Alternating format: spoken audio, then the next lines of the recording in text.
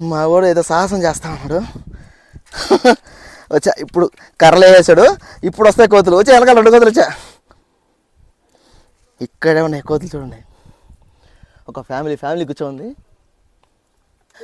మామూలుగా లేదురా స్వామి, థ్రిల్లింగు.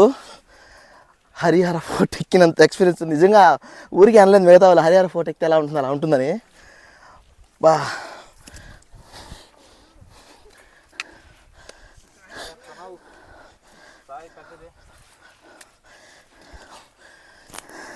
అడిగేసేటప్పుడైతే చాలా జాగ్రత్తగా అడిగేయాలి. చూశారు కదా, కమ్మి రాయి ఏమీ లేదు, అడిగేస్తే కింద దిగిపోద్ది.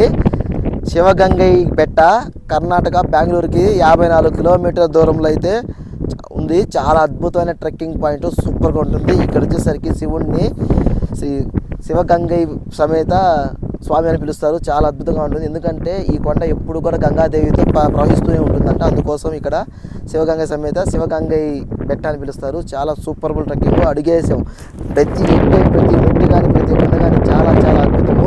ట్రెక్కింగ్ అయితే ఒక మెమరబుల్ అని చెప్పాలి. సూపర్ ప్లేస్ అండి.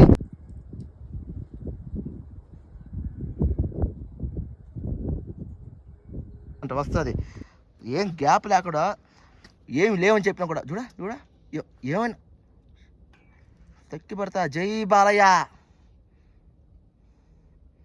జై బాలయ్య.